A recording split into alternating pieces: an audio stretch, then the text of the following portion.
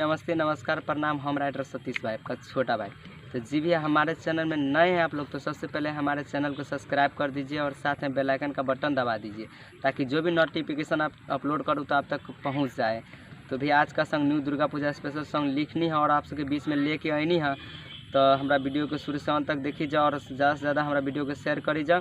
तो चलिए मैटर सुना बतानी, तब तक के लिए बाय।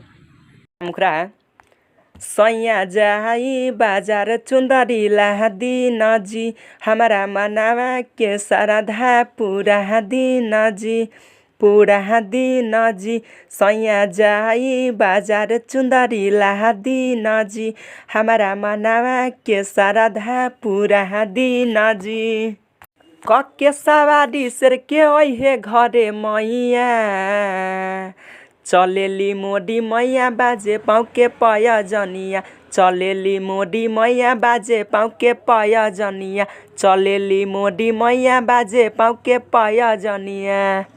पहला अंतरा है करती दहर सनामा मनामा, रोवेला कुहू कके, आसन लगाई बमाई के अरहुल फूल के। ए राजा करती दहर सनामा मनामा, रोवेला कुहू कके, आसन लगाई बमाई के अरहुल फूल के।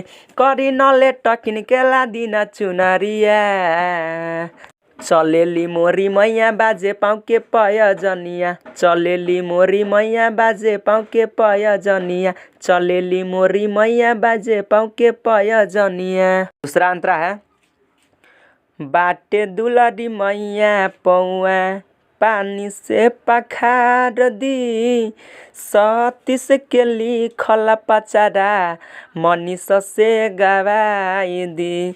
ए राजा जी बाटे दुलारी मैया पौआ, पानी से पखार दी, सतीश के लिखल पचारा लक्ष्मी से गवाई दी। करी हन लेट वेट करे राउर कनिया, चलेली मोरी मैया बाजे पाँव के पयजनिया, चलेली मोरी मैया बाजे पाँव के पयजनिया, चलेली मोरी मैया बाजे पाँव के पयजनिया।